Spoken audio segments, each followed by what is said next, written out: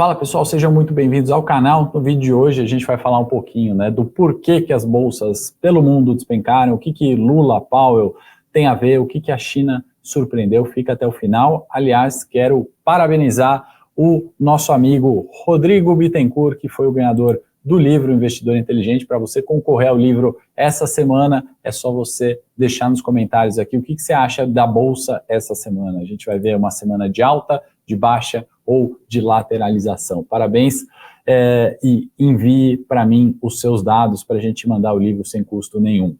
Bom, pessoal, vamos lá para o nosso vídeo dessa semana. Acho que vale a gente começar passando pelos mercados, né? Vamos falar um pouquinho aqui de juros, de Ibovespa, de dólar, né? O Ibovespa que veio, né, para o teste dos 114 mil pontos, né? O Ibovespa fechou aos 155 mil pontos. Para quem viu o vídeo, né, em resumo da última semana, a gente projetou, né, para essa semana queda do Ibovespa. Olhando o cenário de análise técnica, né, o ponto de suporte, né, dos 114 mil pontos que traçamos, né, dada essa linha vermelha do gráfico, é um ponto de briga de preços, né? Em teoria, seria para a gente ter uma semana de repique, né, de alta para buscar os 117 mil pontos, mas antes a gente tem que detalhar alguns eventos que aconteceram ao longo da última semana e entender por que essa briga nos 113 mil pontos vai ser tão importante para a semana que vem. Tá? Quando a gente olha em perspectiva de dólar, né, frente ao real, lateralização de preços, né, foram semanas, né, as últimas duas, de uma consolidação. O dólar futuro fechou a 5,047, né, depois de um estresse, né, no decorrer da primeira semana da guerra Hamas e Israel. Quando a gente olha juros brasileiros, o juro futuro continua, né, para mais uma semana de estresse, apesar do fechamento negativo, né, na sexta-feira, a gente está falando dos investidores projetando um juro mais alto no Brasil, ou seja, o cenário de fato tem ficado ruim e eu não vou excluir ali declarações, né, tanto do executivo quanto do Congresso. A gente já vai chegar a falar um pouquinho de fiscal, reforma tributária também impactando ali na apreciação do risco Brasil. Isso é fato, né, está refletido na precificação da curva de juros. Obviamente, né, antes de eu falar do porquê no cenário local, acho que vale a gente comentar um pouquinho de setores, né, e ver para onde que o fluxo desta semana foi, né? Na verdade, o fluxo dessa semana foi negativo, né? Foi novamente redução de market cap, redução de investidor estrangeiro, e a gente olha aqui consumo cíclico, né, puxando as quedas, com Magazine Luiza e CVC caindo 15%, 14%. Consumo não cíclico, né, e aí com destaque de Carrefour, que caiu 9%, Natura 6%, Marfrig e BIF, né, 7% e 6%, respectivamente, também corroboraram nas quedas, e materiais básicos com Vale caindo 5,87%. Vale que teve relatório de produção, né, a gente olhou ali, né, com bastante atenção, bastante cuidado, e apesar da manutenção do guidance, né, para o ano que vem, algumas surpresas ali que não estavam sendo precificadas pelo mercado, né, como a questão de produção de cobre, entre incertezas de China, que a gente vai falar já já. Destaque positivo, verdinhos poucos, né, continuando aqui com o Petro, que se não fosse, né, a alta da Petro 4% e Petro 3,79%, com certeza, né, o fechamento teria sido ainda muito mais abaixo do que os 113 e 100 mil pontos que a gente viu agora há pouco, né? E o que está em jogo ali, né? Por que o Powell foi tão importante nessa semana, né, naquilo que a gente fala, pelo menos no aspecto de bolsas, né? A gente viu S&P testando novamente aqui média de 200, né? A nossa referência técnica mais importante, assim como foi no dia 6, né, desse mês, novo teste. Então, mercados lá fora caíram, não só nos Estados Unidos, Eurostoxx, 50 mais empresas mais importantes, líquidas, blue chips, né, praticamente zerando os ganhos do ano, né, que é o gráfico do Eurostoxx. A gente viu bastante declínio, né, se a gente olhar o mensal, pior nível do mês, né, então a gente atingiu mínimas ali nas 50 empresas mais importantes, digamos assim, mais líquidas, as blue chips. Quando a gente olha 600 empresas, né, que compõem ali mais de 17 países da Europa, a gente está falando de mínimas também do mês, né? E aqui a gente está englobando o quê? Small caps, entre outras. Se a gente olhar em uma perspectiva anual, né, de fato, zerando os ganhos do ano e, mais importante ainda, né, sendo ou tendo uma performance de longo prazo em 2023 semelhante, né, àquilo que a gente observou em 2022. E vale destacar que menos de um terço, né, desses 600 empresas estão acima da média de 200, ou seja, a gente está falando de 70% das 600 empresas negociadas na Europa, em 17 países, abaixo da média de 200 períodos, né? Um indicador muito importante para quem segue a análise técnica, mostrando, né, que esse bear market, né, essa recessão está em curso. Não vamos esquecer isso na entrada da próxima semana, tá? Não vai achar que você descobriu o fundo e que as coisas vão melhorar daqui para frente, né? A gente tem bons indícios, né, e eu vou comprovar com esse gráfico do que a gente está falando de volatilidade. Aqui é uma crítica, inclusive, que eu vou fazer às diversas declarações do Powell, né? Chegou um momento onde, a todo momento, uma informação ela é interpretada ou mal interpretada pelo mercado. Foi isso aqui que aconteceu no discurso, né, do Powell, que fez com que os mercados, né, caíssem, acelerassem as quedas, né, não foi diferente com o Ibovespa, e a apreciação dos juros, né, que estava em patamares de 4,90, estou falando dos juros americanos, decolou, né, foi bater 5% naquele momento, né, naquele exato momento. Aqui é a hora, né, meio-dia do dia 19 de outubro. Então, olha a variação, né, a montanha-russa que o excesso de informação acaba causando, né? E aí eu quero fazer a crítica, né, não só à comunicação, mas o excesso de interpretação, né? Não foi dito nada novo, né? Não foi dito que ele vai subir juros, nem que ele não vai subir juros. Ele não amenizou o problema da inflação. Inclusive, né, a inflação, vou fazer um vídeo específico sobre ela, né, que quando eu comentei sobre revisões de meta, né, essa inflação de 2% que foi determinada ali, praticamente chutando, né, chutando na discussão ali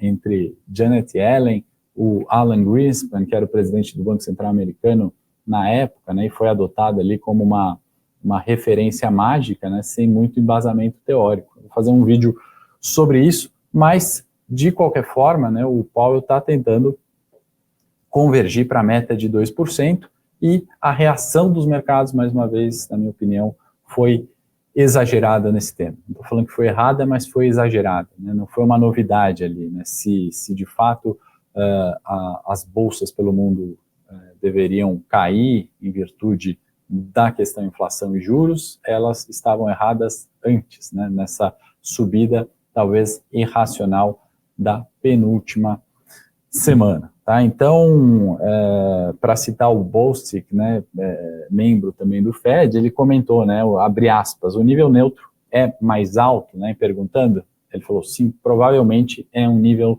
mais alto de inflação, ou seja, né, o consenso, né, de mercado que está errando muitas vezes, né? Eu escrevi de novo, né, no Domingo de Valor, de novo eu estou citando aqui, como citei na última semana, efeito mala, colocando ali eventos não precificados, né, eventos de cauda, né, como o próprio Paulo falou nesse discurso, né, eles são mais comuns do que a gente pode projetar, e é o que a gente está vendo, né, a guerra Israel-Hamas, a guerra Rússia-Ucrânia, eventos como o discurso do Lula ainda não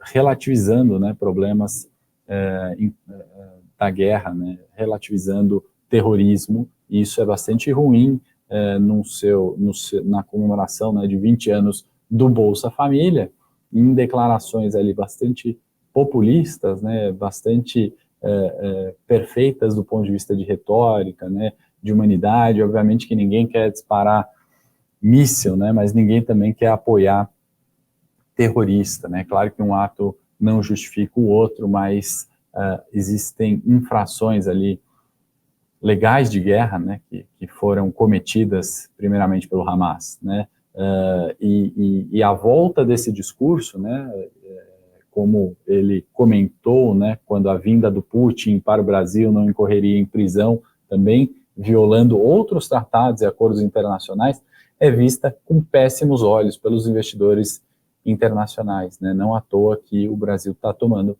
resgate de capital estrangeiro em bolsa. Então, contribuindo, né, com a cena internacional conturbada, com o discurso do Powell, acho que vem o discurso do Lula e essa confusão, né, de pontos e de discurso que sequer caberiam, né,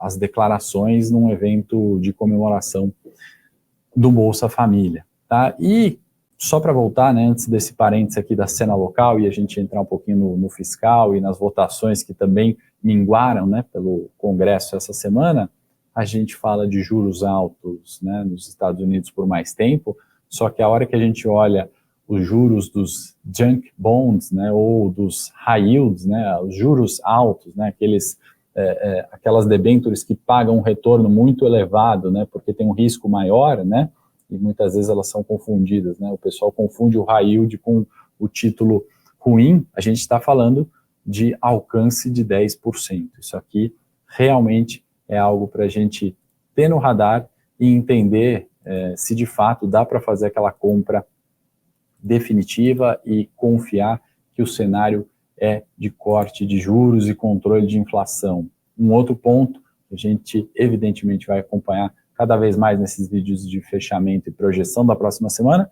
é o petróleo, né, que depois de testar a média de 50 dias, como a gente está vendo aí dado pela linha pink aqui, rosa, não sei que cor que é essa, roxo, volta a subir, né, volta a se apreciar, chega aos 88 dólares o barril, né, e nos parece ainda, né, seguir seu movimento de alta e, consequentemente, pressão inflacionária também vinda daí, né. Quando a gente vai falar de PIB chinês, foi a surpresa ali, né, que veio de uma forma positiva, né, crescimento em 4,9, perdão, dado pelas barrinhas roxas que você está vendo aí no mensal, maior que a média das expectativas, né, maior que a mediana das expectativas, foi a surpresa copo meio cheio, né, e aqui acho que é um gráfico importante para a gente ter em mente, né, a hora que a gente está falando de China tendo títulos de dívida americana, tendo aplicações sendo detentoras, né, de títulos negociáveis no mercado, né, americano, a gente tem visto esse declínio desde 2018 e uma aceleração desse declínio, né, ou seja, esse enxugamento, esse não mais detenção, né, dos ativos americanos, né, venda desses ativos, ou seja, se a gente está falando aqui de treasuries, de corporate bonds, né, de títulos do Tesouro Americano, venda no último mês, né, de 21 bilhões. Né, então, essa mudança, né, um saldo negativo de 21 bilhões, é um saldo mínimo histórico, né, dos últimos 5 anos. Né, e mais importante do que isso, né, se a gente olhar poucos meses atrás e somar todos esses títulos, né, ações, juros do Tesouro Americano, as debêntures, né, de empresas privadas, esse saldo era positivo em 21 bilhões de dólares. Então, essas mudanças drásticas em poucos períodos, né, em poucos prazos temporais, me chamam bastante atenção. Eu acho que a gente tem que colocar isso, né, na determinação de volatilidade, repique de preços de Bovespa, né, parar de exclusivamente olhar o cenário micro, né, olhar o cenário das empresas, né, do fundamento clássico ou de uma análise técnica clássica e fazer essas correlações, né.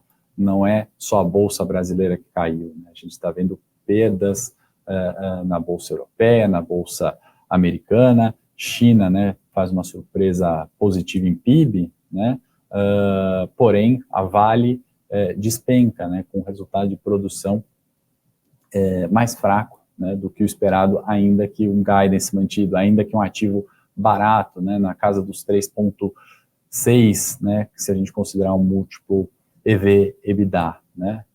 Petrobras, né, surfando esse cenário de alta de petróleo, contribuindo positivamente para o Ibovespa, porém fazendo, né, uma política de preço agora de redução de preço na gasolina, né. Isso, se a gente olhar exclusivamente no ambiente micro da empresa, a gente vai ver, óbvio, impacto, né, nas suas margens, né, ainda que tudo mais constante, a alta do petróleo acabe beneficiando, né. Continuando em commodities, a gente viu Suzano, né, ajustar preços de celulose, conseguir aumentar ali o preço de venda, contudo, né, performance negativa na semana. Por que eu estou falando disso, né? Para puxar para a importância de você investir com uma determinada estratégia, né? Para a importância de você balancear os riscos, né? De você entender que o cenário está mudando com mais frequência, né? Eu citei os dados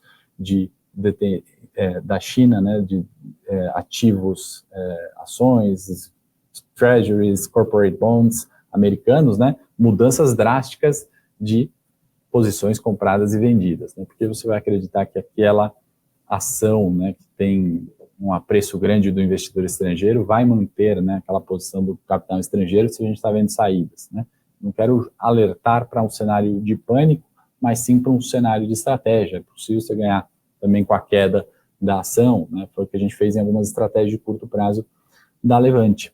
E por que a gente está, obviamente, abordando esses temas? Porque a cena local não é diferente, né? A gente talvez não deva se firmar, né, em projeções do executivo, seja o Lula, seja o Powell, seja uma projeção de juros, né? Um cenário tão complexo como esse, né?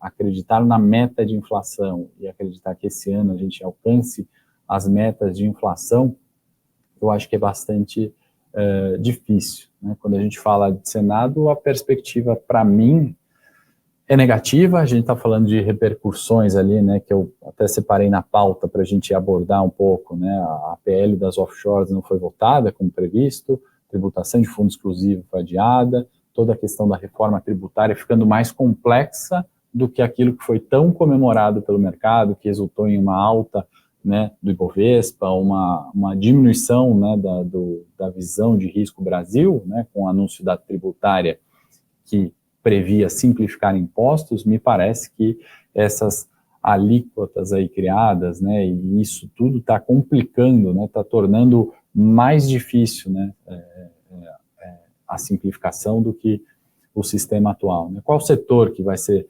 beneficiado no final das contas, né? Em algum momento é um setor e a gente vê reação positiva naquilo. Em outro momento vem um outro setor. Fica muito difícil, né, de você projetar um investimento de longo prazo, seja gringo, seja seu como investidor, né, em setores, em debêntures, em ações, né?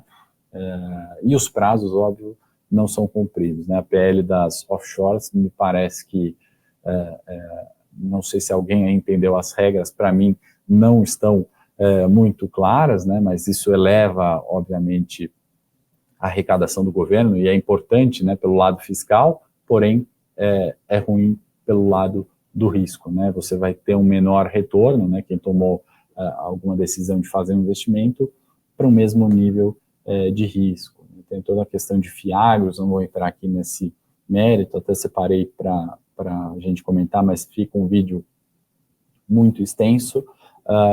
Vamos ver se pelo menos na adequação de prazos, né, para essa semana, a gente vê uma evolução nesse cenário. Tá? E para concluir o vídeo, né, então não esquece de curtir, se inscrever no canal, ativar o sininho e comentar se a bolsa é para cima, para baixo ou neutra nessa semana para concorrer ao livro. A gente vai ter uma semana de dados econômicos aqui relacionados à atividade, sentimento, que vão ser muito importantes, né? Eu vou destacar da agenda aqui, né, que eu organizei por ordem de importância, 3 dados mais importantes. São os novos pedidos de seguro-desemprego, né, direto e reto no aspecto inflação e juros americano, que foi o driver fundamental da última semana, das quedas na Bolsa, e vai ser para essa semana que entra.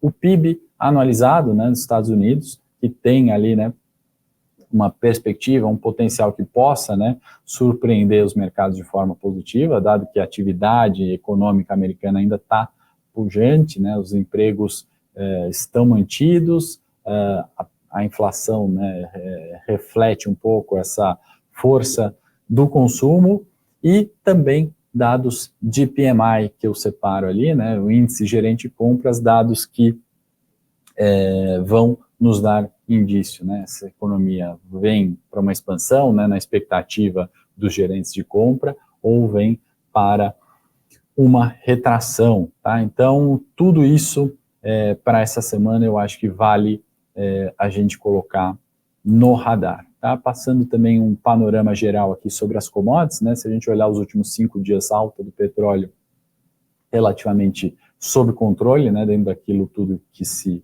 projetava no dia 1 da guerra Hamas-Israel, perdão.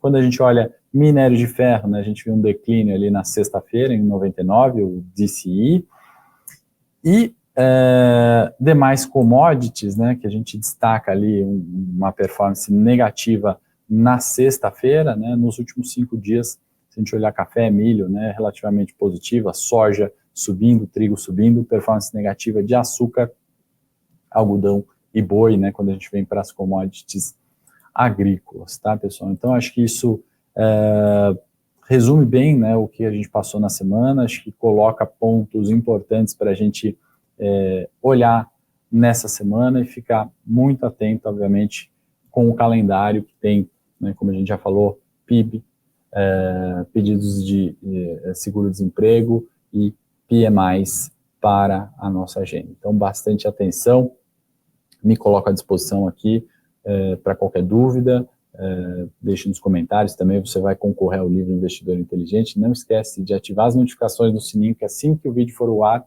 você vai ser avisado se você tiver o sininho aí ativado, combinado? E um excelente final de semana, uma excelente semana, e sábado que vem eu estou de volta com um novo vídeo. Forte abraço!